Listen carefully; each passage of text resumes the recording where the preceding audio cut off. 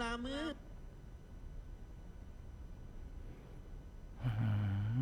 อยู่นะ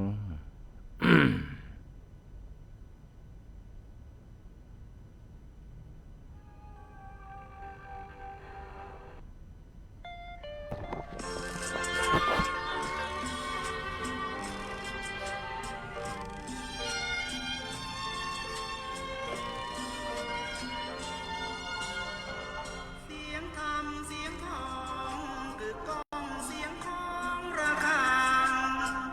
เงงามชวนฟังหยุดยั้งอารมณ์ฟุ้งซ่านพุทธังธัมมังสังฆังแววดังกังวานตื่นเถิดเราท่านฟังธรรมกล่อมขวัญหรือไทย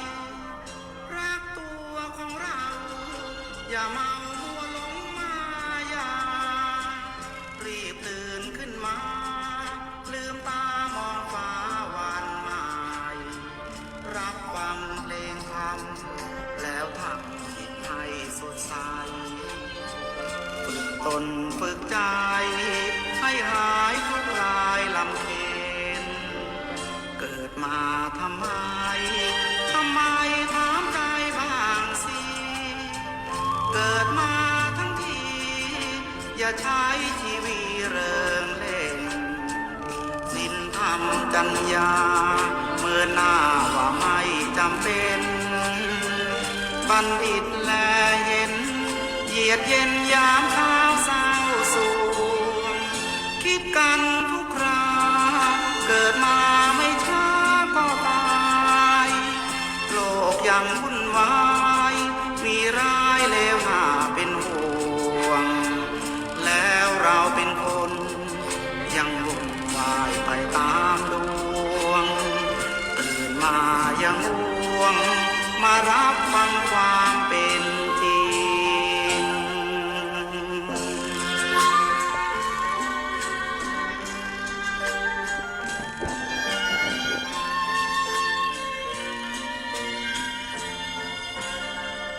คิดกันทุกคราเกิดมาไม่ช้าก็ตายโลกยังวุ่นวายมีร้ายเลวหน้าเป็นห่วงแล้วเราเป็นคนยังวนวายไปตามดวงตื่นมายังห่วงมารับฟังความเป็นจริง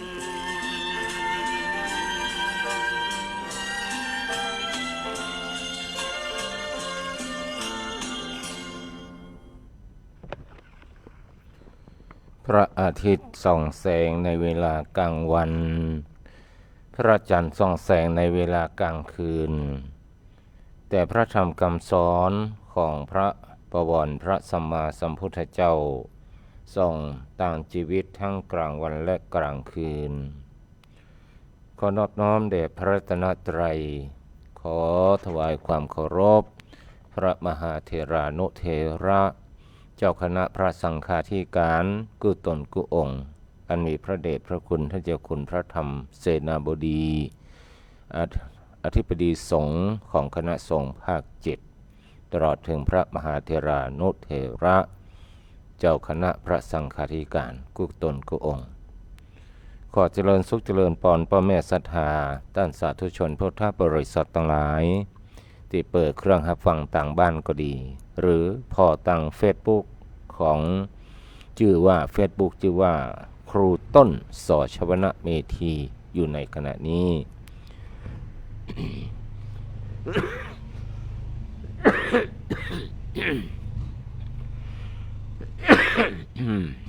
มันเสียงเนี่ย รายการที่ท่านฟังนี้ชื่อว่ารายการอุจจาภาษาธรรมการเมืองล้านนาหรือว่า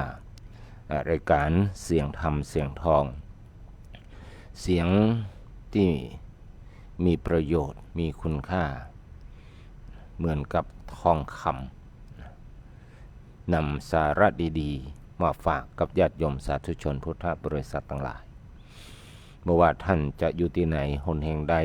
อาจจะอยู่ที่บ้านที่จองหรือว่าขับรถขับราอยู่บนถนนหนต่างหรือว่าอยู่ตำกาดตำดีก็ขอ ให้มีความสุขกับการกับงานที่เรากระทำอยู่ในขณะนี้นะอิทธิบาท4ทั้งหลายฉันทะวิริยะจิตตะวิมังสาเนี่ยจะนำความสำเร็จมาสู่เราทั้งหลายฉันทะเราจะต้องมีความรักในการในงานของเราให้ก่อนเหมือนกับเรา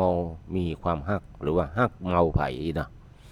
สมัยเป็นเบาเป็นสาวก็ตามเราก็จะมีความพยายามที่จะไปจีบหรือว่าไปอย่างนี้ใดให้เขานะมีความประทับใจในตัวของเขาอันนี้เรียกว่าเรามีฉันทะการงานก็เช่นเดียวกันถ้าหากเรามีฉันทะเรามีความชอบในการในงานที่เราทำแล้วมันก็จะมีวิริยะในข้อที่2ตัวมาก็จะมีความเพียรพยายามในการทำหน้าที่การงานนั้นคือสำเร็จรุ่ร่วงไปด้วยดีแล้วก็จะมีข้อ3คือจิตตะนะคือเอาใจนะฟักไฟในการในงานที่เราทำนั้นสุดท้ายวิมังสาก็คือการหมั่นพิจารณาตรีตรองว่าการงานที่เราทำไปนั้นมันสำเร็จตามเป้าประสงค์ที่เราตั้งใจไว้ก่อนหรือว่ามันมีข้อบกพร่องอย่างที่เราจะต้องแก้ไขเปลี่ยนแปลงมันอันนี้เรียกว่าเราดำเนินชีวิตหรือว่าทำการทำงานด้วยหลักอิทธิบาท4คือฉันทะวิริยะจิตตะและก็วิมังสาทั้งหลายญาติโยมสาธุชนพุทธบริษัททั้งหลายวันนี้เป็นวันพุธหลวงพ่อท่านพระครูสถาพรธรรมโชติเจ้าคณะตำบลสันปุเลยเขต1เจ้าวาดวัดตาหัวได้ประพันธ์บทข้าไว้เราก็ขอนำมาเสนอให้กับญาติโยมสาธุชนทั้งหลายได้ฟังว่าวันพุธเขียวสวยงามด้วยต้นไม้ประโยชน์ที่ได้มีมากหลวงหลายเขียวงามพรั่งพร้อมนั่นมีความหมายเติบโตเรียงรายตึงใหญ่และน้อยวันพุธสดใสจิตใจเป่งป้อยห่วงใยรอคอยกู้ครั้งกึดถึงตึงวันบ่มียับยั้งตั้งใจยึดมั่นทำดีฮือเป็นใจญะรุ่งเรืองสลีเชื่อมจิตไมตรีมีใจห่วงเฝ้ามีใจห่วงเฝ้าทั้งหลายอันนี้ก็เป็นบทกลอนที่ท่านพระครูสถาพรธรรมโชติได้แต่งเอาไว้เป็นบทข้าวนำมาฝากญาติโยมเป็นกำลังอกกำลังใจญาติโยมในวันนี้ท่านสาธุชนพุทธบริษัททั้งหลายในวันนี้อาตมาภาพจะได้นำมงคลมาคือท่านทั้งหลายสัก2มงคลแรกนั่นก็เป็นมงคลข้อที่4เรียกว่าปฏิรูปเทสวาสะแปลว่าอย่างท่านหลายแปลว่าการอยู่ในถิ่นที่เหมาะสมอยู่ในสภาพแวดล้อมที่ดีซึ่งเป็นพื้นฐานสำคัญให้คนเฮานะได้พัฒนาตนเองให้เจริญก้าวหน้ามีโอกาสได้ฟังธรรมได้ศึกษาธรรมและทำความดีได้ง่ายเหมือนต้นไม้ใหญ่ที่เจริญเติบโตได้ดีในดินที่ดีความหมายปฏิรูปเทสวาโสแปลว่าการอยู่ในดินแดนที่เหมาะสมหรือสิ่งแวดล้อมที่ดีพระพุทธองค์ตรัสว่าเป็นมงคลอันสูงสุดเพราะอะไรอย่างเพราะสภาพแวดล้อมที่ดีเป็นปัจจัยให้เกิดผลดีอย่างอื่นโดยมาเช่นทัศนานุตตริยะคือได้หันคนดีได้พบพระพุทธเจ้าหรือสาวกผู้ประพฤติชอบ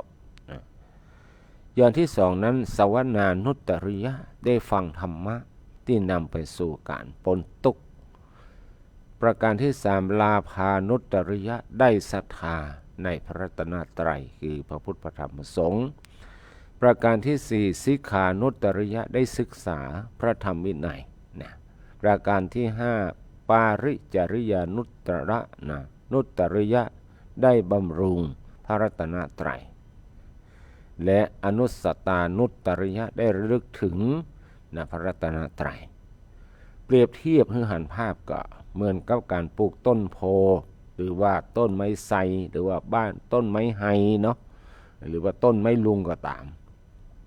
ในที่ดินมันดีย่อมเจริญเติบโตได้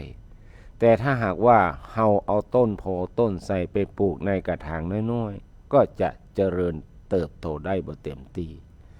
ค คนเฮาก็เช่นเดียวกันหากอยู่ในถิ่นที่มันเหมาะสมจะนั่นหลายมันอยู่ในถิ่นที่เหมาะสมก็จะส่งเสริมให้เป็นคนดี มีความรู้และก็สร้างความเจริญได้ง่ายกว่าในการอยู่ในสภาพแวดล้อมที่บ่ดีอยู่ในถิ่นที่เหมาะสมแผ่นดินทำแผ่นดินทองเนี่ยเมื่อโคทั้งหลายว่ายน้ำไป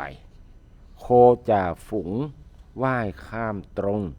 โคทั้งหลายก็ย่อมว่ายข้ามตรงไปตัวในหมู่มนุษย์ทั้งหลายก็เช่นเดียวกันผู้ใดได้รับสมมุติแต่งตั้งให้เป็นคนใหญ่ถ้าผู้นั้นประพฤติธรรมประชาชนนอกนี้ก็ย่อมประพฤติธรรมโดยแต่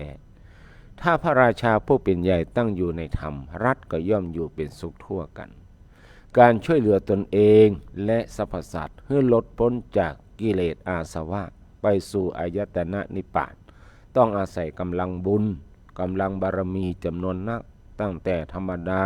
อุปปารมีปรมัตถปารมีจนกระทั่งขั้นต้องสร้างบุญบารมีกันชนิดเรียกว่าเป็นบุญนับอสงไขยบัทวนทั้งหลายมีธรรมภาษิตบทหนึ่งในราโชวาทจาดกได้กล่าวไว้ว่าเมื่อโคทั้งหลายว่ายข้ามน้ำไปถ้าโคจ่าฝูงว่ายคดเคี้ยวโคทั้งหลายก็ย่อมคดเคี้ยวตยไป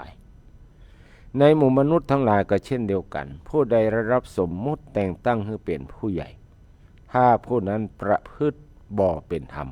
ประชาชนนอกนี้ก็ประพฤติบ่เป็นธรรมเหมือนกันแต่ถ้าพระราชาผู้เป็นใหญ่บ่ตั้งอยู่ในธรรมรัฐก็ย่อมอยู่บ่เป็นสุขทั่วกันเมื่อโคทั้งหลายว่ายข้ามแม่น้ำไปโคจ่าฝูงว่ายข้ามตรงโคทั้งหมดก็ย่อมว่ายข้ามตรงไปตัวในหมู่มนุษย์ทั้งหลายก็เช่นเดียวกันผู้ใดได้รับแต่งตั้งสมมุติเมื่อเป็นใหญ่ถ้าผู้นั้นประพฤติธรรมประชาชนนอกนี้ก็ย่อมประพฤติธรรมไปตัวถ้าพระราชาผู้เป็นใหญ่ตั้งอยู่ในธรรมรัฐก็ย่อมอยู่เป็นสุขทั่วหน้าในสมัยหนึ่งพระเจ้าปัญจาละเป็นผู้มีน้ำพระทัยงามแต่เหล่าอมาตย์ข้าบริพารช้อราชบังหลวงทุจริตในหน้าที่ขูดรีดประชาชนจนเจ้าเมืองต้องพาลูกเมียลบหนีไปอยู่ป่าจะกลับมาเฉพาะเวลากลางคืนเพราะกลางวันถ้าหากใครอยู่ที่บ้านเจ้าหน้าที่บ้านเมืองก็จะมากลั่นแกล้งรีดไถทรัพย์สินเงินทองไปหมดสมัยนั้นพระโพธิสัตว์ได้บังเกิดเป็นรุกขเทวดาสิ่งสถิตอยู่ต้นไม้นอกเมืองซึ่งพระราชารับสั่งให้เจ้าเมืองมาทำพิธีบวงสรวงต้นไม้นี้เป็นประจำทุกปีพระโพธิสัตว์ก็คิดว่าพระราชาเป็นผู้มีบุญคุณต่อเฮาพระองค์ถูกคนรอบข้างปิดหูปิดตาฮือหันว่าบ้านเมืองอยู่เย็นเป็นสุขในขณะที่บ้านเมืองใกล้จะลุกเป็นไฟอยู่แล้วเจ้าเมืองต่างปาการสาบแจ้งพระราชากู้วันกู้คืนนั้นพระโพธิสัตว์จึงเข้าไปในห้องบรรทมของพระราชาเปล่งรัศมีกายยืนอยู่ที่อากาศพระราชาทอดพระเนตรหันความสว่างไสวแห่งรัศมีกายของเทวดาจึงถามว่าท่านเป็นไผมาที่นี้เพราะมีความประสงค์สิ่งใดพระโพธิสัตว์กราบทูลกับพระราชาว่าข้าแด่พระองค์ผู้เจริญข้าพระองค์เป็นรุกขเทวดามาที่นี่เพื่อเตือนสติพระองค์เพราะพระองค์เป็นผู้ประมาทในการบริหารบ้านเมืองราชสมบัติจะต้องพังพินาศในเวลาอันใกล้นี้และพระองค์อาจจะต้องถูกประชาชนปากันรุมประชาทันเพื่อเป็นการเตือนสติพระราชาพระโพธิสัตว์จึงสั่งสอนว่าพระองค์อย่าได้ประมาทเลยความประมาทเป็นทางแห่งความตายส่วนความบ่ประมาทเป็นทางแห่งความบ่ตายผู้ไม่ประมาทย่อมชื่อว่าบ่ตายส่วนผู้ประมาทแม้มีชีวิตก็เหมือนกับคนที่ตายแล้วเพราะลุ่มหลงโมงเมาจึงทำให้เกิดความประมาทเมื่อประมาทจึงเกิดความเสื่อมและความเสื่อมจึงเกิดโทษดังนั้นขอพระองค์อย่าได้ประมาทหาโอกาสไปตรวจดูราษฎรตามหัวเมืองต่างๆแล้วก็ช่วยบำบัดทุกข์บำรุงสุขพระสงฆ์นิกรของพระองค์เตอะจากนั้นพระโพธิสัตว์ก็อันตรธานหายไป เมื่อพระเจ้าปัญจาระได้สดับถ้อยคำของรุกขเทวดาแล้วทรงสลดพระทัยยิ่งนักรุ่งขึ้นจึงมีรับสั่งให้มหาอมาตย์ทำหน้าที่สำเร็จราชการแทนพระองค์ส่วนพระองค์ก็รีบเสด็จออกจากพระนครพร้อมด้วยปุโรหิตคนหนึ่งทรงปลอมพระองค์เป็นเจ้าบ้านธรรมดาเพียงแค่เสด็จออกจากพระราชวังไปได้โยชน์เดียวพระองค์ก็ได้ยินเสียงใจแก่ร้องครวญครางด้วยความเจ็บปวดเพราะถูกหมาเพราะถูกหนามเนาะไปเยี่ยมเสนามบ้านเถอะพลางก็สาปแจ้งเทวดาว่าสาปแจ้งพระราชาว่าขอให้พระเจ้าปัญจละถูกลูกศรเสียบแทงในสงครามเสวยทุกข์ทรมานเหมือนกับเฮาในขณะนี้ตัวนี่นะปุโรหิตได้ฟังจะอั้นจึงไปถามว่าท่านลุงท่านเป็นคนตาฝ้าตาฟางเตียวก็บระมัดระวังเองจึงถูกน้ำแตงเอาพระราชาบ่เคยมาเบียดเบียนท่านอย่างท่านต้องสาปแจ้งพระราชาผู้เป็นเนื้อหัวโตยชายชราตอบว่าดูก่อนท่านพราหมณ์ที่เราถูกน้ำแทงนี้เป็นความผิดของพระเจ้าปัญจาละคนเดียวต่ออันเพราะกลางวันพระองค์ปล่อยให้ราชบุรุษกดขี่ขูดรีดเอาเงินทองของเราไปส่วนกลางคืนเรายังถูกพวกโจรปล้นแย่งสิ่งทรัพย์สินแถมแผ่นดินของพระราชาโกงมีแต่คนบดีเกิดขึ้นมากมายป้อคุณเอ๋ยเมื่อภัยเช่นนี้เมื่อมีภัยจะประชาชนต่างปากันหวาดกลัวจึงเข้าป่าหาไม้มีหนามเอามาวางเป็นที่กำบังเราพอบาหันหนามเหล่านั้นจึงโดนหนามทิ่มต่ำได้รับความเจ็บปวดอยู่นี่ไงนะพระราชาทรงสดับเหตุผลจะอันจึงตรัสเรียกปุโรหิตพลางตัดว่าชายชราอู้ถูกแล้วเป็นความผิดของเขาแต่อย่าไปตำหนิเขาเลยเราจะปิกไปเสวยราชสมบัติโดยธรรมจากนั้นพระราชาก็เสด็จเดินตามต่อไประหว่างตามกับไปปะไม่ยิงเข็นใจคนนึงกำลังปีนขึ้นไปเด็ดผักผลไม้เกิดพลัดตกลงมานางก็สาปแจ้งพระราชาด้วยความเจ็บปวดว่าที่เฮาได้รับความเจ็บปวดก็เพราะพระเจ้าปัญจาระพระองค์เดียวต่ออันขอให้พระองค์พลัดตกมาจากปราสาทนอนเกลี้ยงเกลือกทุรนทุรายได้รับความทุกข์แสนสาหัสเหมือนเฮาตัวเตอะปุโรหิตได้ฟังคำสาปแช่งจะอันเกิดความบ่พอใจจึงเตียวเข้าไปถามนางว่าเธอตกจากต้นไม้เพราะความประมาทของเธอเองเนี่ยอย่างต้องมาพาดพิงถึงพระราชาตัวยิงเข็นใจตอบว่าเนื่องจากพระราชาบ่ได้บำบัดทุกข์บำรุงสุขบ่ได้ปกครองราษฎรโดยธรรมปล่อยให้เจ้าหน้าที่ทางการมาขูดรีดประชาชนแล้วปล่อยให้โจรมาปล้นบ้านฉันแถมทำให้ฉันต้องอดยากจนลงต้องหาเจ้ากินค่ำมีความลำบากอย่างอีบอกว่าพระราชากับปุโรหิตจะเดินตามไปที่ไหนก็ได้ยินแต่เสียงเจ้าบ้านสาปแจ้งทุกคนทุกแห่งโดยที่เจ้าบ้านต่างบอกว่าคนแปลกหน้านี้เป็นไผเพราะมันมีผู้ใดเกยหั่นพระราชานอกจากเจ้าบ้านจะด่าและสาปแจ้งแล้วแม้แต่สัตว์เดรัจฉานซึ่งในยุคนั้นก็โอ้ภาษามนุษย์ได้ยังด่าทอพระราชาด้วยอาฆาตพยาบาทเช่นฝูงกากำลังจะเอาชะงอยปากจิกกินกบเป็นอาหารพระราชาได้ยินเสียงกบเขียดร้องสนั่นลั่นต้องนาเป็นเสียงสาปแจ้งพระองค์ทำให้พระองค์รู้สึกสลดพระทัยยิ่งนักปุโรหิตถามกบว่าเจ้าร้องด่าว่าพระราชาเนี่ยหยังพระราชาทำอันอย่างให้เจ้าลำบากกากบตอบว่าท่านต้องเป็นคนชั่วแน่นอนถึงได้ยกย่องพระราชาเพราะพระราชาปล่อยให้คนชั่วรังแกคนดีปล่อยให้คนพาลเป็นหัวหน้าเมื่อเจ้าบ้านถูกโจรผู้ร้ายจี้ปล้นก็บ่เป็นอันทำการทำงานบ่มีเวลาทำไร่ไถนาอาหารก็ขาดแคลนถ้าหากแว่นแคว้นนี้มีพระราชาปกครองโดยทศพิธราชธรรมฝูงกาก็จะได้กินก้อนข้าวอย่างดีมีอาหารอุดมสมบูรณ์มาต้องมากินพวกข้าเป็นอาหารอย่างนี้พระราชาได้ฟังจากอันก็รีบเสด็จกลับเข้าวังเรียกประชุมเหล่าอมาตย์ข้าทาสบริวารทั้งหมดทันที ทรงประกาศนโยบายให้ข้าทาสบริวารราชการประพฤติธรรมโดยการสมาทานศีลส่วนพระองค์ก็ทรงใส่พระทัยบริหารบ้านเมืองลงโทษผู้ทำความผิดสนับสนุนคนทำความดีให้ได้รับตำแหน่งสูงยิ่งขึ้นไปทรงปกครองโดยทศพิธราชธรรมทำให้บ้านเมืองเกิดความสงบสุขร่มเย็นประชาชนต่างก็มีความสุขกันทั่วหน้าเขาจะเห็นได้ว่าหากยุคสมัยใดได้ผู้นำที่ดีมีคุณธรรมมาบริหารประเทศยุคในสมัยนั้นประเทศชาติก็เจริญรุ่งเรืองประชาชนก็จะอยู่เย็นเป็นสุขโลกย่อมบังเกิดสันติสุขบ่มีการรบราฆ่าฟันกัน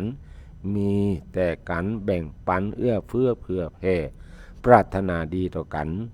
เมื่อกระแสใจของเจ้าโลกตั้งมั่นอยู่ในความดีบ่ประมาทในชีวิตตานรักษาศีลภาวนาสั่งสมบุญอยู่เป็นนิดฝนฟ้าก็จะตกต้องตามฤดูกาลข้าวปลาอาหารก็จะอุดมสมบูรณ์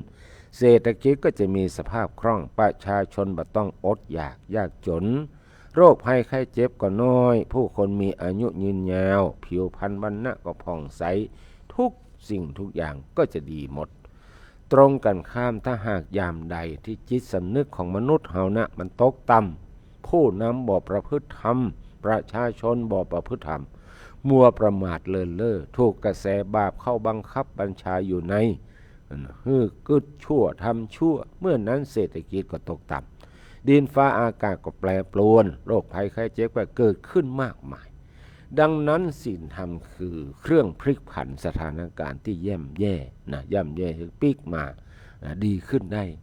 การประพฤติธรรมต้องอันที่จะช่วยคุ้มครองโลกคือปลอดภัยเพราะฉะนั้นเราต้องใจเราจะต้องศึกษาเนาะเรื่องของธรรมะญาติโยมสาธุชนทั้งหลายอันนี้ก็การที่เราอยู่ในถิ่นที่เหมาะสมทำสิ่งแวดล้อมให้เป็นปฏิโรปเทศะคือสิ่งแวดล้อมนั้นมันดีเนาะตามที่ข้อความที่ท่านทั้งหลายได้ฟังไปคือตอนนั้นอาจจะไม่ดีข้าทาสบริวารทั้งหลายไปข่มเหงพี่น้องเจ้าบ้านแต่ว่าพระราชานั้นเป็นผู้ที่เป็นพระราชาที่มีเป็นธรรมราชาพระราชาผู้เป็นธรรมก็ได้มาปรับปรุงเปลี่ยนแปลงให้เมืองของพระองค์นั้นอยู่ร่มเย็นเป็นสุขก็ชื่อว่าอยู่ในประเทศอันสมควรการทำสิ่งแวดล้อมให้เป็นปฏิโรปเทศะบริษัทสี่ย่อมเที่ยวไปบุญกิริยาวัตถุมีตานเป็นต้นย่อมเป็นไปคำสอนของพระศาสดามีองค์เก้าย่อมรุ่งเรืองในประเทศใดประเทศนั้นชื่อว่าเป็นประเทศอันสมควรการอยู่อาศัยในประเทศอันสมควรนั้นพระผู้มีภาคตรัสว่าเป็นมงคลเพราะเป็นปัจจัยแห่งการทำบุญของสัตว์ทั้งหลายความบ่ประมาทเป็นยอดแห่งธรรมทั้งปวงบุคคลใดสามารถดำรงตนอยู่ด้วยความบ่ประมาทบุคคลนั้นชื่อว่าเป็นอมตะมันมีวันตายจากความดีแต่ถ้าใจชีวิตอย่างประมาทมัวเมาชีวิตผู้นั้นก็เปรียบเสมือนผู้ที่ตายแล้วเกิดมาก็มามีสาระแก่นสารความบ่ประมาทนี้ควบคุมความดีไว้ทุกประการเพราะถ้าหากเราบ่ประมาทและตระหนักแน่นอยู่ในใจเราก็จะใจชีวิตอยู่อย่างมีคุณค่าสมบูรณ์บริบูรณ์อย่างแท้จริงซึ่งต้นแหล่งแห่งความบ่ประมาทก็คือการมีสติของเรานั่นเองท่านทั้งหลายบอกว่าจะทำยังก็ต้องใช้สติทั้งหลายมีพระบาลีในมงคลทีปณีซึ่งแปลเป็นภาษาไทยว่าบริษัทสี่ย่อมเที่ยวไปบุญกิริยาวัตถุมีทานเป็นต้นย่อมเป็นไปคำสอนของพระศาสดามีองค์เก้าย่อมรุ่งเรืองในประเทศใดประเทศนั้นชื่อว่าเป็นประเทศอันสมควรการอยู่อาศัยในประเทศอันสมควรนั้นพระผู้มีพระภาคเจ้าตรัสว่าเป็นมงคลเพราะเป็นปัจจัยแห่งการทำบุญของสัตว์ทั้งหลาย การได้อยู่ในถิ่นที่เหมาะสมนับว่าเป็นอุดมมงคลสำหรับชีวิตเพราะชีวิตจะเจริญรุ่งเรืองหรือว่าตกต่ำสภาพแวดล้อมรอบตัวของเราเนี่ยมีส่วนสำคัญเหมือนต้นโพต้นไทรเนี่ยไม้โพก็ดีนะหากปลูกไว้ในกระถางถึงจะบ่ตายก็กลายเป็นไม้แค่ไม้แกลนไป แต่ถ้านำไปปลูกในดินที่ดีมันมีบริเวณกว้างขวางน้ำท่าอุดมสมบูรณ์มันก็ใหญ่คืนใหญ่วันกลายเป็นต้นไม้ใหญ่แผ่กิ่งก้านสาขาเต็มที่จนสามารถให้ความร่มเย็นแก่สรรพชีวิตต่างหลายได้สำหรับวิสัยของผู้ได้ชื่อว่าเป็นบัณฑิตมีสติปัญญาที่แท้จริงบอกว่าจะอยู่ที่ไหนท่านจะทำสถานที่นั้นเพื่อเป็นปฏิรูปเทศะแม้อยู่ต่างโลกก็สามารถใจความกึศที่สร้างสรรค์สร้างงานขึ้นมาทั้งยังก่อให้เกิดเป็นโอกาสที่ดีแก่คนรอบข้างได้ทำตยบ่มัวรอคอยโอกาสจากผู้ใดแต่กลับจะเป็นผู้ยิบยื่นโอกาสให้กับคนอื่นเสมอดังตัวอย่างมหาบาสิกาชื่อว่าวิสาขานางเป็นตัวอย่างของนักสร้างบารมีฝ่ายหญิงจันแนวหน้าเป็นนักธุรกิจที่เป็นพระโสดาบันบุคคลฮักในการให้ทานเป็นชีวิตจิตใจแม้จะอยู่ในสถานการณ์ที่บ่เอื้ออำนวยต่อการสร้างบารมีแต่นางก็ใช้สติปัญญาพลิกผันชีวิตของคนรอบข้างและสภาวะแวดล้อมเพื่อเป็นปฏิรูปเทศะขึ้นมาได้ทำให้สถานที่และบุคคลเหมาะสมต่อการสร้างความดีทุกชนิดนะได้อย่างน่าอัศจรรย์นะเรื่องมันมีอยู่ว่าเมื่อนางได้เข้าไปเป็นสะใภ้ของมิคาระเศรษฐีผู้เป็นมิจฉาทิฐิแล้วในช่วงแรกนางบ่มีโอกาสได้บำเพ็ญกุศลเพราะว่าป้อของสามีและทุกคนในครอบครัวเนี่ย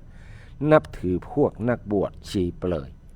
โดยคิดว่าเป็นพระอรหันต์แต่นางก็ตั้งใจทำหน้าที่ของสะใภ้ที่ดีบ่ให้ขาดตกบกพร่องแม้แต่น้อยโดยเครื่องบรรณาการต่างๆที่มีผู้นำมามอบให้นางก็จัดปันส่วนสร้างสัมพันธไมตรีคนรอบข้างด้วยความอ่อนน้อมถ่อมตนจนเป็นที่ฮักที่นับถือของทุกๆคนวันหนึ่งมิคาระเศรษฐีฉลองงานอาวาหะมงคลแก่ลูกชายได้เจอเหล่าชีเปลยนั่งเต็มทั่วบริเวณบ้านและส่งข่าวถึงลูกสะใภ้ให้มาไหว้พระอรหันต์ทั้งหลายเนื่องจากนางวิสาขาเป็นอริยสาวิกาชั้นโสดาบันทันทีได้ยินคำว่าพระอรหันต์ก็ร่าเริงยินดี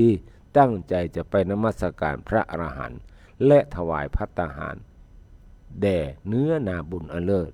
ครั้นไปถึงกัปปะแต่เหล่าชีเปลยผู้บ่มีความยางอายจึงตำหนิคนเหล่านี้ว่าบ่ใช่พระอรหันต์จากนั้นนางก็ขอตัวปิกเข้าไปในห้องพักของตนเองเราชีเปยได้ฟังนางกล่าวจะอันก็ป้ากันบ่พอใจต่างตำหนิท่านเศรษฐีว่า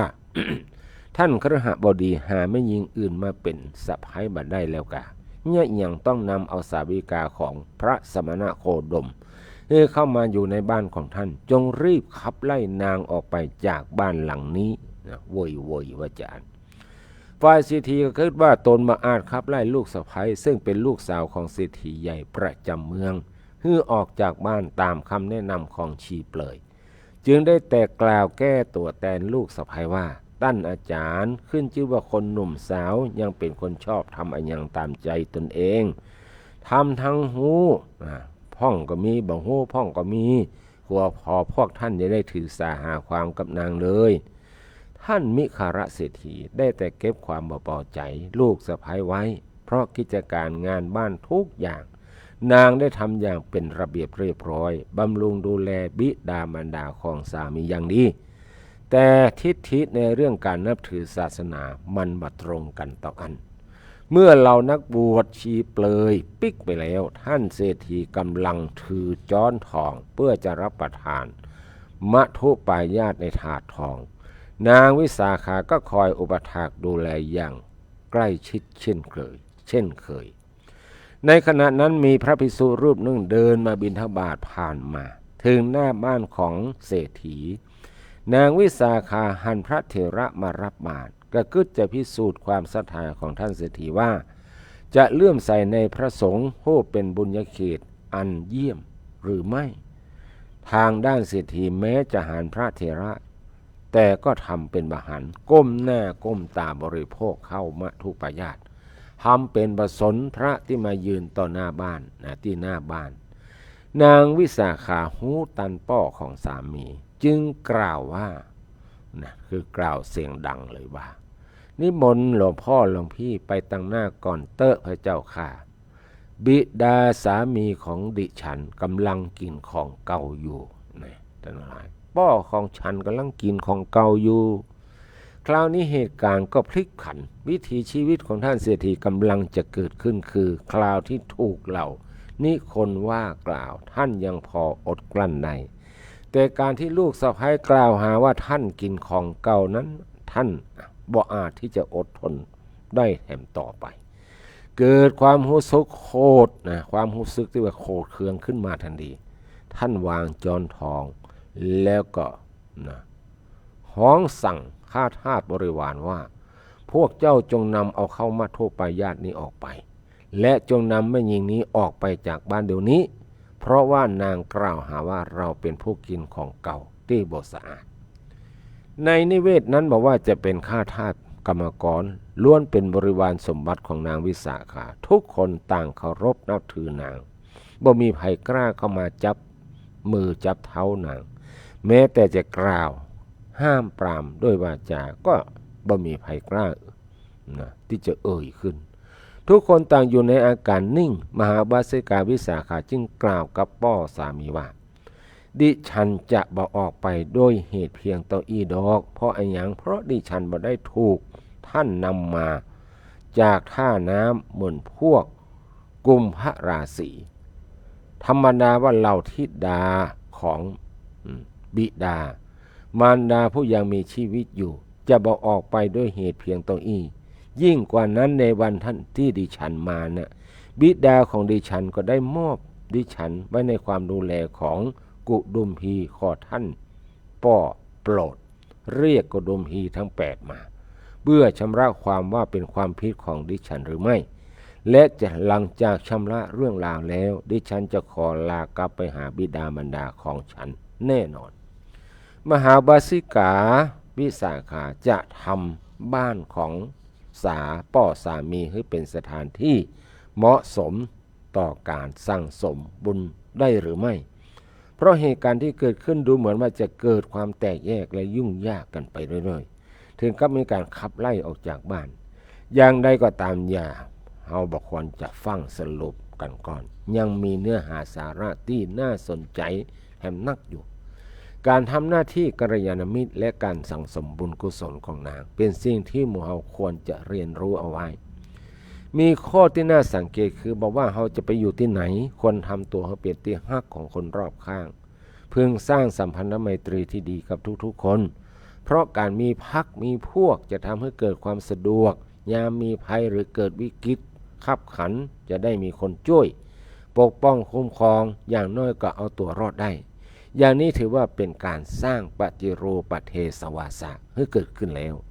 เมื่อหันไปรอบทิศควรมีแต่มิตรรอบตัวอีกทั้งยังเป็นต้นบุญต้นแบบที่ดีให้เจ้าโลก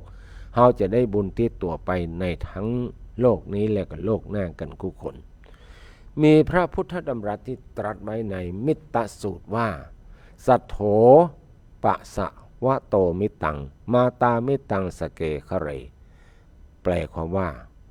พวกเกวียนเป็นมิตรของคนเดินทางบรรดาเป็นมิตรมารดาเป็นมิตรในเรือนของตนเองสหายเป็นมิตรของคนผู้มีธุระเกิดขึ้นเนืองๆบุญที่ตนทำเองเป็นมิตรติดตามไปถึงพบหน้าในสมัยก่อนการเดินทางเพื่อค้าขายเนี่ยต้องอาศัยงัวและเกวียนเป็นพาหนะงัวและเกวียนจึงเปรียบเสมือนมิตรของผู้เดินทางธรรมดามารดาผู้เลี้ยงดูบุตรธิดาก็ต้องคอยห่วงใยดูแลเอาใจใส่กู้ยางแม้ในยามเจ็บป่วยบุตรธิดาก็ยังอาศัยมารดาเป็นผู้ดูแลรักษามารดาจึงเปรียบเสมือนมิตรในเรือนของบุตรธิดาเช่นเดียวกันคำว่าสหายโยอัฏฐชาตสะหมายถึงเปื้อนแต้ผู้พร้อมที่จะช่วยเหลือเกื้อกูลในยามที่ตกทุกข์ได้ยากทำนองมีสุขร่วมเสพมีทุกข์ร่วมต้านในเวลาที่เราเดือดร้อนใจต้องการความช่วยเหลือหากสหายผู้เป็นมิตรแท้ยื่นมือเข้ามาช่วยเหลือย่อมทำให้ปัญหาและอุปสรรคต่างๆคลี่คลายด้วยดีท่านจึงกล่าวว่าสหายเป็นมิตรของผู้มีธุระ สำหรับบุญที่เราสั่งสมไว้ดีแล้วจะเป็นมิตรติดตามห้องไปในสัมปรายภพบุญเป็นมิตรแต่ที่ยิ่งกว่ามิตรใดๆในโลกเพราะสามารถติดตามตัวเราไปได้ทุกภพทุกชาติเป็นเสบียงให้เราได้สร้างบารมีกันยิ่งขึ้นไปบุญเป็นแก้วสารพัดนึกที่จะดลบันดาลสมบัติทุกอย่างทั้งที่เป็นของมนุษย์และของทิพย์รวมไปถึงอริยสัจคือการได้บรรลุมรรคผลนิพพานย่อมต้องอาศัยอานุภาพแห่งบุญดังนั้นเราควรรักษาบุญสร้างบุญให้นักขึ้นถ้าเราบ่ทิ้งบุญบุญก็บ่ทิ้งเราจะเป็นมิตรแท้ที่มีอุปการะต่อเราเสมอสำหรับเรื่องราวในตอนนี้เป็นเรื่องราวของเปรตเปลือยกายต่อจากตอนที่แล้วเมื่อพระพุทธพระเจ้าอัมพสักกระทรงถวายผ้าเนื้อดี8 กู้แด่พระอรหันต์ด้วยจิตที่เลื่อมใสครั้นพระเถระรับผ้าของพระราชาแล้วก็อนุโมทนาว่าขอทักขิณาทานนี้จงสำเร็จแก่เปรตนั้นตามความพระราชประสงค์เถิดทันใดนั้นเองเหตุอัศจรรย์ก็บังเกิดขึ้นพระราชาผู้เบิกเกยเชื่อเรื่องผลแห่งตาลทอดพระเนตรหันเปรตผู้ที่พระองค์รับสั่งให้ประหารชีวิตนั้นเปลี่ยนอัตภาพจากเปรตเปลยกายมาเป็นเทวดาผู้นุ่งห่มผ้าติบรูปไล้ด้วยจันแดงมีผิวพรรณเปล่งปลั่ง ประดับประดาด้วยสัพพะอาภรณ์มีม้าอาชาใน4 เขางามสง่ามีบริวารห้อมล้อมสำเร็จมหิทธิฤทธิ์เหมือนเทวดาปรากฏกายขึ้นมาฮึหันในทันทีครั้นทรงเห็นประจักษ์กับตาจะอันก็ทรงปลื้มปิติมีพระทัยร่าเริงเบิกบานที่ได้ทอดพระเนตรหันผลของกรรมอย่างแจ่มแจ้งทรงลุกขึ้นยืนเสด็จเข้าไปใกล้พางรับสั่งกับเทวดาว่าท่านผู้เจริญเราได้หันผลแห่งทานอย่างชัดเจนในวันนี้เองต่อจากนี้ไปเราจะให้ทานแก่สมณะพราหมณ์อย่างเต็มที่เต็มกำลังท่านมีอุปการะคุณต่อเฮาดูก่อนเทวดาท่านเป็นคติเป็นเผ่าพันธุ์เป็นมิตรและเป็นเทพของเราจะเอาอันชลีแก่ท่านจะทำอัญชลีก็คือไหวและปรารถนาที่จะได้ปะหันท่านเลิงหรือว่าปะกันบ่อยๆเมื่อพ้นจากอัตภาพของเปรตแล้วเทวดาก็กล่าวว่าข้าแด่มหาราชแม้พระองค์จะทรงอนุเคราะห์ข้าพระองค์แต่การพระราชทานนี้ก็บ่ได้ไร้ผลสำหรับพระองค์บัดนี้แม้ข้าพระองค์เป็นเทวดาแล้วก็ยังคงเป็นสหายกับพระองค์ผู้เป็นจอมราชาขอเดชะเมื่อใดที่พระองค์จะเป็นผู้บ่มีศรัทธาผู้ไม่มีความเลื่อมใสหรือเต็มไปด้วยความตนีแล้วเมื่อนั้นพระองค์จะบ่ได้เจรจากับข้าพระองค์หากพระองค์ยังทรงเคารพในธรรมยินดีในการบริจาคทานเป็นเช่นบ่อน้ำของสมณพราหมณ์ทั้งหลายแล้วพระองค์ก็ยังได้หันหรือได้เจรจากับข้าพระองค์แถมอย่างแน่นอนและขอพระองค์โปรดปล่อยหลานชายผู้ที่ลูกหลาวเสียบอยู่ให้ลดพ้นจากหลาวด้วยเถิดเพราะเมื่อหลานชายรอดชีวิตแล้วจะได้กลับตัวกลับใจใหม่ตั้งใจประพฤติธรรมจะได้พ้นทุกข์ขอพระองค์จงเข้าไปหาพระเถระตามการอันควรเพื่อฟังธรรมและสั่งสมบุญจากนั้นเทวดาก็หายวับไปในอากาศทันทีพระราชาทรงกราบลาพระเถระรีบเสด็จกลับราชวังมีรับสั่งให้ราชบุรุษปล่อยหลานชายของเทวดาจากการถูกเหล่าเสียบและตรัสสั่งให้หมอหลวงรีบรักษาให้หายเป็นปกติตั้งแต่นั้นมาพระองค์ทรงบำเพ็ญทานแด่สมณพราหมณ์และหาโอกาสไปสนทนาธรรมกับพระเถระอยู่เป็นประจำท่านได้ตรัสถามพระเถระว่าข้าแด่ท่านผู้เจริญผู้ที่เคยทำบาปอกุศลอันเป็นเหตุให้ต้องไปเกิดในมหานรกทำจะได้จึงจะพ้นจากบาปกรรมนั้นได้พระเถระทูลตอบว่ามหาบพิตรถ้าหากบ่ประสงค์จะไปอบายต้องบ่พอกพูนบาปแถมและให้มันบำเพ็ญบุญให้นักเข้าจะพ้นจากอบายได้พระเจ้าอัมพสักขะราชาธิบดีทรงสดับพระธรรมเทศนาแล้วก็เพิ่มพูนสัมมาทิฏฐิคือความหันถูกนักยิ่งขึ้น ทรงมีพระราชศรัทธาบำรุงพระภิกษุสงฆ์โดยเคารพทรงดำรงพระองค์ในสรณะและศีลทรงครองแผ่นดินโดยธรรมปฏิบัติตนอยู่ในโอวาทของพระเถระเสมอในที่สุดพระองค์ก็ได้บรรลุธรรมเป็นพระโสดาบันส่วนหลานชายผู้ถูกเหลาเสียบเมื่อหายเป็นปกติแล้วเกิดสลดสังเวชหันโทษหันภัยในสงสารวัฏชัดเจนจึงออกบวชเป็นพระภิกษุเมื่อบวชแล้วก็ตั้งใจประพฤติปฏิบัติธรรมต่อมาประเมินก็ได้บรรลุธรรมเป็นพระอรหันต์รูปหนึ่งในพระศาสนาหันก็ว่าบุญนั้นเป็นสิ่งสำคัญเป็นฉากหลังที่บันดาลให้เราประสบความสำเร็จในชีวิตมีสุขภาพร่างกายแข็งแรงเป็นเศรษฐีมหาเศรษฐีเป็นพระราชามหากษัตริย์หรือเป็นพระจักรพรรดิกระทั่งได้บรรลุมรรคผลนิพพานดังนั้นเราอย่าประมาททั้งหลายคือสั่งสมในบุญไม่ว่าจะเป็นบุญเล็กน้อยบุญใหญ่เก็บหมดเพราะว่านั่นคือบุญของเราทำเราก็ได้ไผบ่ทำคนนั้นก็บ่ได้และทำให้ได้ทุกๆวันอย่าได้ขาดแม้แต่วันเดียวเหมือนอาหารที่เรากินเรายังกินได้ทุกวันดังนั้นต้องทำบุญให้ได้ทุกวันถ้าเราได้สั่งสมบุญเก่าก็จะค่อยๆนะหมดไปนะถ้าเราไม่ได้สั่งสมนะบุญเก่าก็ค่อยๆหมดไปบาปอกุศลก็ได้ช่องแหละจะเข้ามาแทนที่หากชีวิตของเราเปรียบเสมือนเรือบุญก็เปรียบเสมือนน้ำบาปเปรียบเสมือนต่อที่อยู่ใต้น้ำหากเราบัดสั่งสมบุญให้นักเมื่อน้ำมันลดต่อก็พุทธนาวาชีวิตของเราก็ลุ่มๆดอนๆเพราะต่อที่อยู่ทั้งเหนือน้ำและใต้น้ำคอยเป็นอุปสรรคกีดขวางหากใจของเราอยู่ในบุญตลอดเวลามีบุญใหม่เติมเข้าไปเรื่อยๆคล้ายระดับน้ำได้สูงขึ้นต่อใต้น้ำย่อมบ่สามารถมากีดขวางนาวาชีวิตของเราได้อีกทั้งเมื่อบุญเก่าและบุญใหม่มาบรรจบกันกระแสบุญก็หลั่งไหลนะอย่างต่อเนื่องทำอันยังก็ย่อมสำเร็จหมดทุกอย่างจะปฏิบัติธรรมก็เข้าถึงธรรมได้ง่ายสะดวกสบายเพราะใจเฮานั้นชุ่มชื่นเบิกบานอยู่ในบุญตลอดเวลาดังนั้นทุกคนโดยขนขวายในการสั่งสมบุญนะสั่งสมบุญทั้งทานรักษาศีลเจริญภาวนาทำกันให้ได้กุวันเนอะญาติโยมสาธุชนพุทธบริษัททั้งหลายตอนนี้ก็ผ่านมา45 นาทีละญาติโยมทั้งหลาย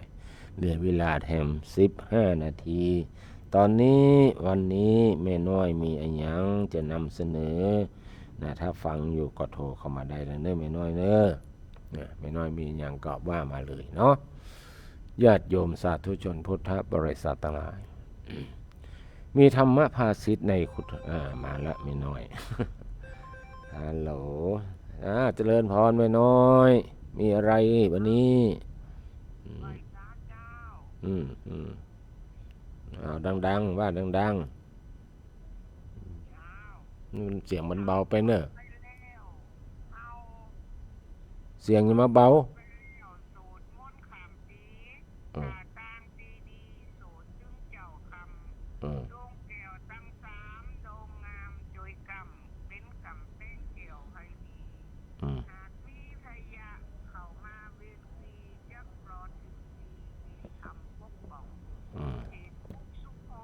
ปัดเงาห่มจ่องยามฝนตกห้ามแดดร้อนบางดี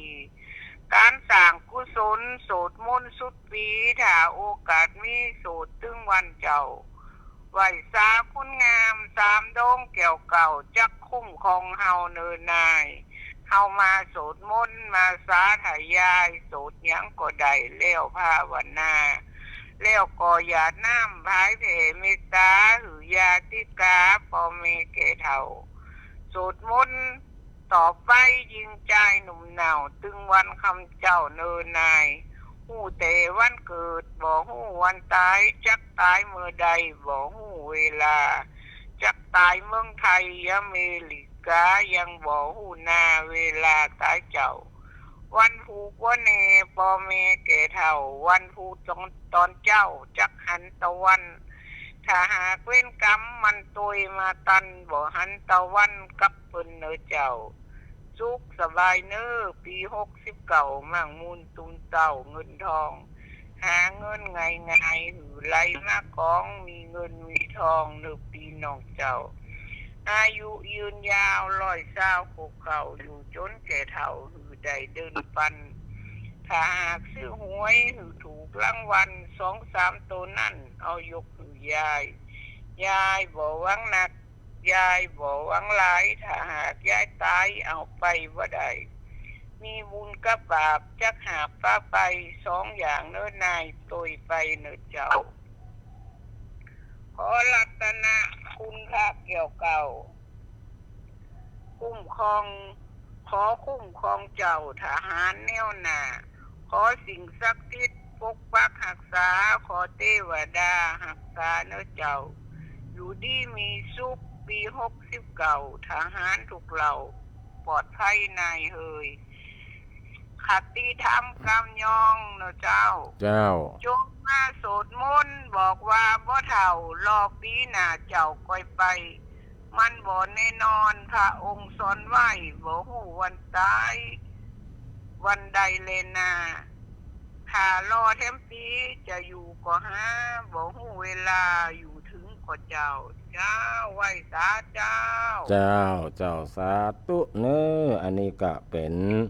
บทกลอนเตือนสติเฮาท่านทั้งหลายเนาะว่าเราอย่าได้ประมาทเพราะสิ่งที่เฮาบ่ฮู้นั้นบนวงเฮาว่าจงจำคำที่พระองค์ทรงสอนไว้สิ่งที่เรารู้ไม่ได้นะมันมี5อย่างนะคือว่าเขาบอกว่าเขาจะตายวันใดเวลาไหนตายที่ไหนนะอย่างใดนะตายไปแล้วจะไปไปเกิดเป็นอะไรอย่างนี่เขาก็ฮู้ได้เพราะฉะนั้นเขาจะต้องอย่าประมาทนะท่านเอ่ยนะอย่าไปคิดว่ายังหนุ่มยังน้อยอยู่ยังบ่สั่งสมคุณงามความดีเตื้อรอเท่าก่อนก้อยทำต้องก้อยใส่บาตรก้อยทำวัดสวดมนต์นะโยมแม่เพิ่นก็บอกว่าการทำวัดสวดมนต์นั้นบ่จำเป็นต้องสวดเฉพาะข้ามปีคือสวดได้ทุกวันถ้าข้ามปีก็ต้องรอถึงปีหน้าจะได้สวดบ่ฮู้เพิ่นว่าวันพรุ่งนี้นะกับจาดหน้าในท่านหลายอันใดมันจะถึงก่อนถึงหลังก็บ่ฮู้นะบางทีเนี่ยจาดหน้าอาจจะไวกว่าวันพรุ่งนี้ก็ได้หรือว่าจะไวกว่าแม่แรงนี่ก็ได้หลายคนอาจจะมามีชีวิตยืดไปถึงแม่แรงนี่ก็ได้เรียกว่าจาดหน้ามันไวกว่าแม่แรงนี้หรือว่าวันพรุ่งนี้นะเพราะฉะนั้นเราทั้งหลายอย่าได้ใจชีวิตด้วยความประมาทเนอะญาติโยมสาธุชนพุทธบริษัททั้งหลายก็ประกาศบุญกุศลเพิ่มเติมก็เอามาย้ำมาเตือนกันว่าที่วัดปราศาสตร์เนาะเพิ่นก็จะมีการนำสรีระร่างของท่านอาจารย์อนิพนธ์ธรรมธีโรเนี่ยมาออกมาบำเพ็ญบุญตั้งแต่วันพรุ่งนี้เป็นต้นไปเนอะญาติโยมสาธุชนพุทธบริษัททั้งหลายก็วันพรุ่งนี้เนาะเอาวันพรุ่งนี้นะวันที่8 มกราคม 2569พิธีจะเริ่ม 9:30 นาทีเนอะเป็นพิธีถวายปราสาทนกหัสดีลิงเวลา 12:30 นาทีเป็นทักขินานุปทานอาราธนาสรีระร่างขึ้นสู่ปราสาทนกหัสดีลิงเวลา 19:30 น.มีการแสดงพระธรรมเทศนาและสวดพระอภิธรรมนะทั้งหลายพรุ่งนี้นะเริ่มตั้งแต่ 9:30 เป็นต้นไปเป็นพิธีถวายปราสาทนกหัสดีลิงที่วัดปราสาทหลังวัดผาบองนี่ทั้งหลายเพื่อจะทำบุญบำเพ็ญกุศลให้กับท่านพระครูธีรธรรมประกาศหรือว่าอาจารย์นิพนธ์ธรรมธีโรในเริ่มตั้งแต่วันพรุ่งนี้จนถึงวันที่11 มกราคมเป็นวันลากผาศาสตร์เป็นวันพระราชทานเพลิงศพเพราะนั้นพรุ่งนี้ 9:30 พิธีถวายปราสาทนกหัสดีลิงเวลา 12:30 น.ก็ทักขินานุปทานอาราธนาสรีระร่างขึ้นสู่ปราสาทนกหัสดีลิงเวลา 19:30 น.แสดงพระธรรมเทศนา7:30 น.เมื่อคืนก็มีการแสดงพระธรรมเทศนาทุกคืนนะคืนที่8คืนที่9คืนที่10นี่นะและคืนที่วันที่11เป็นคืนสุด เป็นวันสุดท้ายก็คือวันพระราชทานเพลิงเนาะก็จะในตอนในวันที่9ท่านหลายในวันที่9 11 โมงถวายพระทหารเพลแก่ภิกษุสามเณรแล้วก็เมื่อคืนก็แสดงพระธรรมเทศนาสวดพิธรรมในวันที่10ก็เช่นเดียวกันนะแล้วก็กลางวันก็ไม่มีกิจกรรมหยังนะในวันที่9ที่10เนี่ยมีกิจกรรมในรอบค่ำคืนก็คือ 19 นาฬิกาคือ 7 โมงครึ่งเป็นต้นไปก็มีการฟังธรรมและก็สวดพิธรรมแล้วก็ในวันที่11เนี่ยนะวันสุดท้ายของการบำเพ็ญกุศลคือเป็นวันพระราชทานเพลิงเวลา 12 นาฬิกา 30 นาทีเป็นวันเริ่มนะพระสงฆ์สวดพุทธมนต์อาทิตตปริยายสูตร 14 นาฬิกาเคลื่อนปราสาทนกหัสดีลิงสู่สุสานประตูหยา 16 นาฬิกาประกอบพิธีพระราชทานเพลิงนะ 16 นาฬิกาประกอบพิธีพระราชทานเพลิงอันนี้ก็เป็นวันสุดท้ายวันที่ 11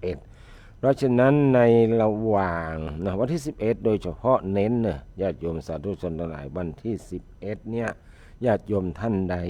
อยากจะร่วมนำโฮงตาลมาตั้งนี่ก็แจ้งความประสงค์จำนงที่วัดปราสาทหรือว่าจะบอกอาตมาภาพผ่านอาตมาภาพไปก็ได้จะได้ให้พระเจ้าหน้าที่จะได้จัดสถานที่จะได้เขียนโปงเขียนป้าย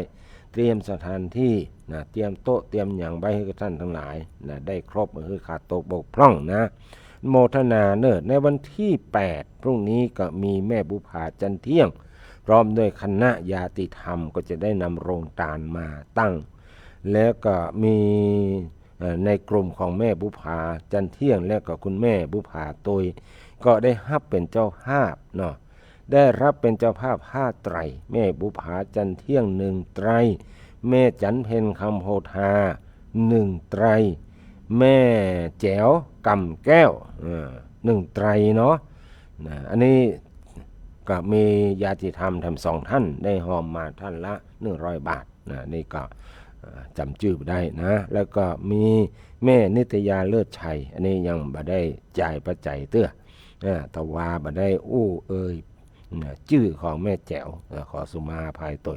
วันนั้นมันสับสนภัยเป็นภัยมหูเนาะไม่ได้เขียนไว้ บอกกันด้วยปากเปล่านะที่วัดนะวัดพระเนตรนะวัดนเรศนะนเรศคือวัดนเรศวรที่เชียงดาวไปทำบุญกันวันนั้นนะอันนี้ก็เชิญชวนเนอะญาติโยมสาธุชนพุทธบริษัททั้งหลายมากันนักมากันหลายๆมาค่ำเมื่อคืนก็มารับเอาแสงธรรมเสียงธรรมเสียงทองคือมาฟังเทศกันอย่างคืนวันที่9เนี่ยคณะสงฆ์ตำบลศรีภูมิเขต2ก็จะร่วมกันกับคณะศรัทธาในเขตตำบลศรีภูมิเขต2รับเป็นเจ้าภาพเทศสวดในวันคืนที่9เนี่ยญาติโยมสาธุชนทั้งหลายแล้วคืนวันที่10ก็มีการฟังเทศคืนวันที่8คือวันพรุ่งนี้ก็มีการแสดงพระธรรมเทศนาก็จะพลัดเปลี่ยนหมุนเวียนเอาพระนักเทศที่มีชื่อเสียงที่เปิ้นอู้ได้ไปเปลือง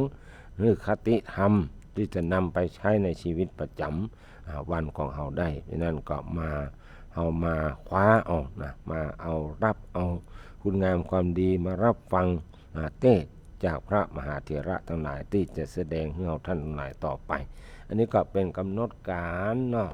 ในการงานพระราชทานเพลิงหรือว่าบำเพ็ญกุศลศพและพระราชทานเพลิงของท่านอาจารย์พระครูธีรธรรมประกาศหรือว่าท่านอาจารย์พระครูนิพนธ์ธรรมธีโรอดีตเจ้าอาวาสวัดปราสาทนะฮะซึ่งในช่วงตั้งแต่พรุ่งนี้เป็นต้นไปอาตมาภาพนี่ก็เป็นเจ้าคณะตำบลก็ไปที่ไหนก็คงลำบากนะต้องอยู่ในพิธีนะดูแลการงานเป็นกำลังอกกำลังใจทั้งเจ้าภาพและก็ต้อนรับญาติโยมสาธุชนพระมหาเถรานุเถระทั้งหลายที่ได้ทยอยกันมาฟังเทศน์ฟังธรรมมาให้มาหอมมารับเป็นเจ้าภาพโฮงตาลที่วัดปราสาทเป็นวัดพี่วัดน้องก็อยู่ใน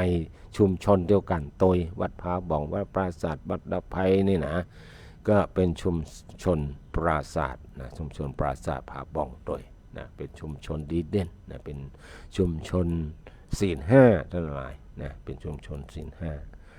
โดยท่านประธานชุมชนและก็คณะได้บริหารชุมชนด้วยหลักธรรมในทางพระพุทธศาสนานี่ก็ขออนุโมทนามาณโอกาสนี้โดยญาติโยมสาธุชนพุทธบริษัททั้งหลายนอกจากนั้นของอาตมาภาพก็ยังบ่สำเร็จเนอะที่ว่าอาตมาภาพได้ไปช่วยสร้างโรงครัววัดแม่แม่นะตำบลแม่แรมอำเภอแม่ริมญาติโยมท่านใดอยากจะให้เจ้าหอมกับอาตมาภาพจะเป็นเจ้าภาพปูนก็ได้ปูนนั้นก็ราคาประมาณ150เนาะมันขึ้นอยู่ที่ยี่ห้อถ้ายี่ห้อดีๆอย่างเช่นกาเสือนี่ก็จะอยู่170กว่าบาทขึ้นเป็นต้นไปแต่ถ้าเป็นยี่ห้ออื่นนี่ก็จะถูกน้อยนะนี่ก็แล้วแต่นะนั้นญาติโยมสาธุชนทั้งหลายมีความประสงค์ที่จะตั้งโรงทานชนิดมากตั้งโรงทานตลอดชีวิตนั่นก็คือการช่วยกันสร้างโรงครัวเนาะเพื่อจะเอาใจเป็นที่ประกอบอาหารในการถวายแก่พระภิกษุสงฆ์สามเณรตลอดถึงเลี้ยงดูยังบรรดาญาติโยมสาธุชนทั้งหลายที่ไปร่วมงานวัดแม่แม่ในโอกาสต่อไปอนุโมทนากับโยมแม่สมอังคณาและโยมคุณหมอประภัสสรเนาะจักษุแพทย์และก็คุณประภาสธรรมขันธ์ที่ชมรายการก็มีบักกี่ท่านเนี่ยแหละเนาะวันนี้ 2-3 ท่านมาเป็นหยังแต่ว่ามีผู้ที่รับฟังต่างบ้านอยู่กันนักกันหลายได้ยินเสียงนี้แล้วมาร่วมงานศพวัดปราสาทอยากจะให้เจ้าหอมสร้างโรงครัวก็ใส่ซองมาเนอะใส่ซองมาเนอะบอกว่าอันนี้ท่านอาจารย์ร่วมสร้างโรงครัววัดแม่แม่เนี่ยแม่แม่เนอะแม่แม่เนาะวัดแม่แม่ตำบลแม่แรมก็บอกได้หรือว่าท่านจะโทรเข้ามาหมายเลขโทรศัพท์0910797084ก็ได้เอาละวันนี้เวลาหมดเวลานำรายการจากท่านผู้ชมผู้ฟังไปก่อนเอาไว้ปะกันในจันทร์หน้าเนอะวันนี้ขอความสุขสวัสดีจงมีแก่ท่านผู้ชมผู้ฟังทุกท่านเจริญพร